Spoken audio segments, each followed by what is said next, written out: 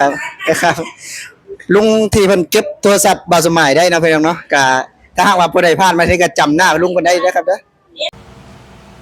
มื้อนี้พี่น้องบ่าวยอดจะมาถามความรู้สึกเนาะของบ่าวสมัยพี่น้องที่เพิ่นทำโทรศัพท์หายเนาะมาห้องบ่าวยอดหลังจากที่มาตั้งแต่สวนจตุจักรเนาะมาลงรังสิตพี่น้องแล้วก็เดินทางจากรังสิตมาสู่ปทุมแล้วก็เข้ามาห้องบ่าวยอดก็นั่งลิ้นประมาณ1พี่น้องเนาะนั่งลิ้นประมาณ1นั่งลิ้นไปนั่งลิ้นมาบ่ได้เบิ่งโทรศัพท์พอมาเบิ่งโทรศัพท์ในกระเป๋าพี่น้องโทรศัพท์หายเนาะกะวนกะวายอะไรเพิ่นทีนี้พี่น้องกะวนกะวาย เฮ็ดได้เด้สิได้โทรศัพท์คืนเนาะบ่จัดก็เลย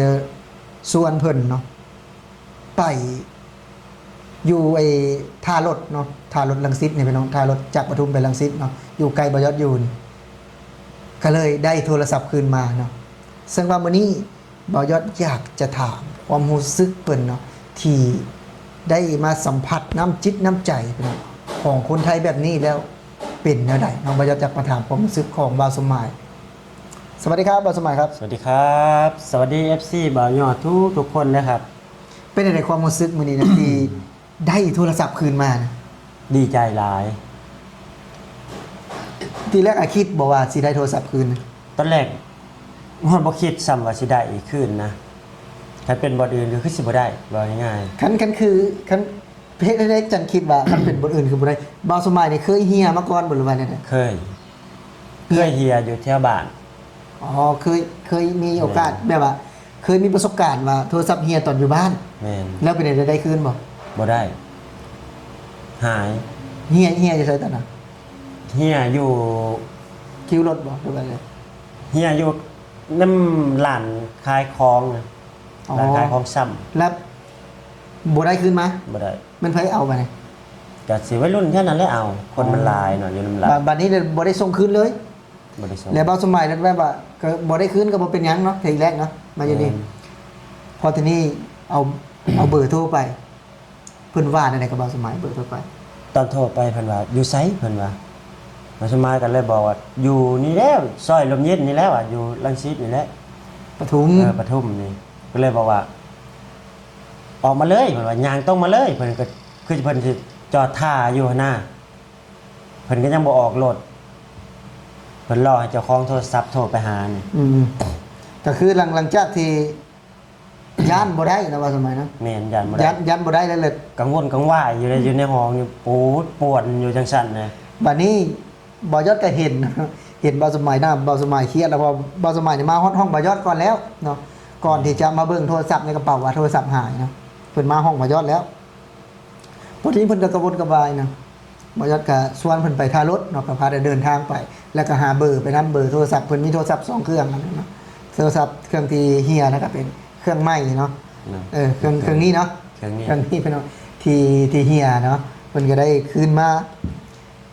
แล้วพอทีนี้ก็ไปเจอหน้าลุงเพิ่นเนาะหลังจากที่บ่าวสมัยไปเจอแล้วเป็นยังไงบ่าวสมัยหลังจากที่คุยกันแล้วว่านัดอยู่ท่ารถแล้วไปเจอแล้วเป็นยังไงมันโอ้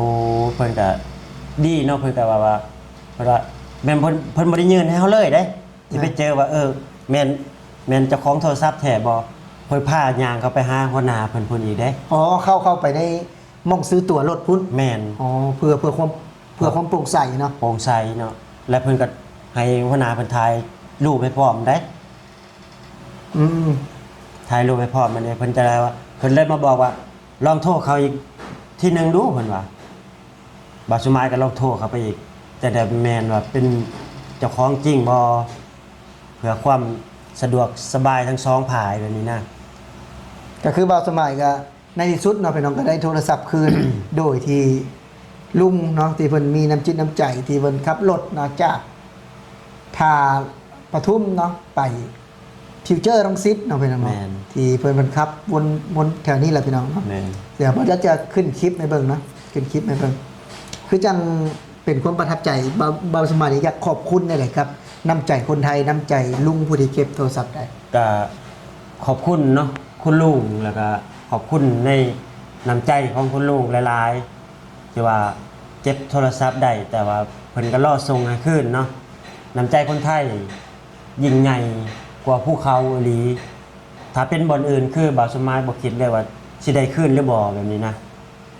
แต่คนไทยนิสัยดีมีน้ำใจ ถือว่าหลังจากที่ได้เจอกับตัวแล้วก็ถือว่าเบากระแทบบ่ออกนะบ่สม เบาก็แทบบ่ออกเนาะบ่คิดเลยว่ามันคือมันตื่นตันหมดเลยเนาะถ้าเฮาเจอกับตัวเองครับปุ๊บเฮาบ่คิดเลยว่าโทรศัพท์เครื่องนี้เฮาสิได้คืนบัดพอไปเจอกับเพิ่นแล้วเพิ่นก็เว้าดีเนาะ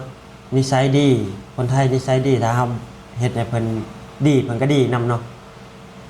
คือบริการของเพิ่นนี่ดีสุดยอดเนาะพี่น้องเนาะความบริการอยู่ในโดยรถโดยสารนะบอกง่ายๆเนาะ ก็ถือว่าอยู่ไทยนะเพิ่นน้ำใจเนาะแต่ว่าเรื่องน้ำใจนี่แน่นอนว่าบ่ยอดเสือเลยว่าไทยต้องอันดับหนึ่งแน่นอนเนาะ แม่ คือจังเคสนี้พี่น้องบ่าวสมัยครับเดินทางมาจากจตุจักรเนาะ แม่นนั่งรถ ตู้จากจตุจักรมาลงรังสิตฟิวเจอร์รังสิตแล้วก็เพิ่นก็ขึ้นรถอีกต่อหนึงเนาะเพื่อมาขึ้นอยู่ที่รังสิตจากรังสิตมาสุปทุมเนาะเพิ่นก็ได้ลืมโทรศัพท์เนาะแต่พอเหตุการณ์นี้คือโชคดีพี่น้องเราโชคดีที่ได้เจอเนาะคนไทยเนาะคนไทยที่เพิ่นเก็บโทรศัพท์ได้นั่นก็คือผู้ขับรถเนาะขับรถ แม่น เมย์เนาะขับรถโดยสารก็ได้ส่งคืนให้บาวสมัยเนาะบาวกับพาบาวสมัยไปรับนะคือจังเป็นอีกหนึ่งเรื่องราวนะที่บาวสมัยเพิ่นกับมาอยู่ไทยนี่ก็ดนแล้วเนาะ แม่นมาอยู่หลายปีแล้วแหละ แต่บ่เคยเจอเหตุการณ์แบบนี้จักเทื่อ ก็คือโทรศัพท์นี่เคยเหียมาแล้วเนาะ แม่น ตอนอยู่บ้านเนี่ยมันบ่ได้คืน แม่น แต่พอมาอยู่ในประเทศไทยก็มีโอกาสได้คืนเนาะบาว ได้ สมัย คืน ก็ได้เห็นน้ำจิตน้ำใจเนาะ ได้เห็นกับตัวเองแหละได้เจอกับตัวเองแหละพี่น้องเห็นน้ำจิตน้ำใจของเพิ่นเนี่ยโอ้อลังการแต่ว่า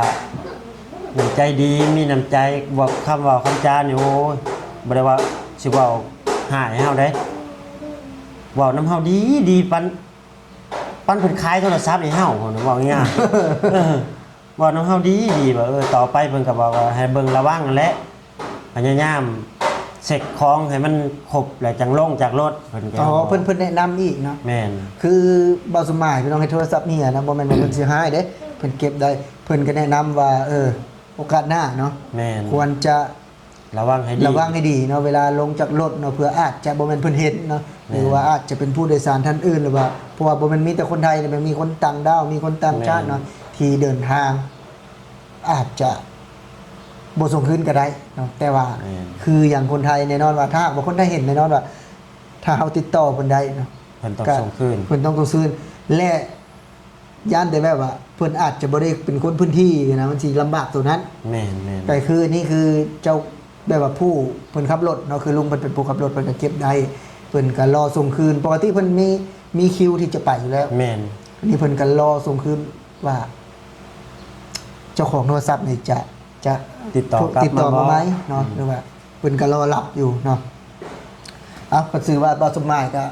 เป็นประสบการณ์อีกประสบการณ์หนึงนะบ่สมห แม่ มาย นประสบการณ์ ต่อไปกับบาสมัยก็สิแบบว่าระวังให้ดีที่สุดแหละบัดทีนี้สิรอบคอบนะพี่น้องเนาะรอบคอบให้ดีที่สุดก่อนสิลงรถต้องเช็คให้ครบทุกอย่าง ต้องมีระเบียบกว่านี้ได้ แม่น เนาะเอาขึ้นรถขึ้นล่างก็ต้องมีระเบียบกว่านี้เวลาเก็บของจะได้บ่มีเหตุการณ์ แบบนี้เกิดขึ้นเนาะ แม่น เหตุการณ์คือทางบาวสมหมายเจอนี่นะคืออยากอันนี้ก็อยากฝากเตือนพี่น้องแรงงานลาวทุกคนที่ไปเที่ยวหรือว่าไปไสก็แล้วแต่เนาะควรเบิ่งเนาะระมัดระวังเพราะว่า อาจสิบ่ได้เจอคือเฮาก็มีเด้ แม่นมันก็มีหลายรูปแบบ หลายรูปแบบ แต่ว่าคนถ้าหากว่าคนไทยเจอแน่นอนว่า คือจะมีโอกาสได้คืนนี่สูงเนาะแต่ว่าในรถมันบ่แม่นมีแต่คนไทยในพี่น้องมีคนหลายประเทศเนาะบ่ว่าจะเป็นคนลาวคนเขมรคนเมียนมาเนาะหลายประเทศที่มาอยู่ในประเทศไทย แม่ เนาะ นแม่น เอาก็สำหรับคลิปนี้บอยอดกับบาวสมัยกับสิขอลาพี่และน้องไปก่อนเนาะสวัสดีครับ สวัสดีครับ